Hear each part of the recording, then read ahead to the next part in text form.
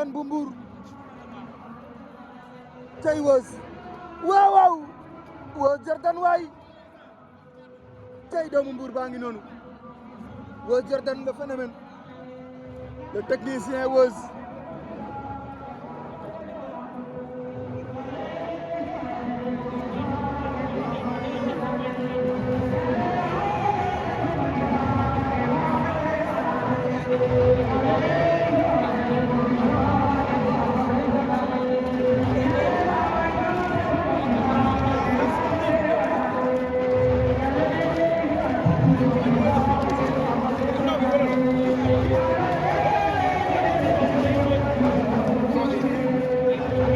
e kalene coɗen na cince badu corro fiun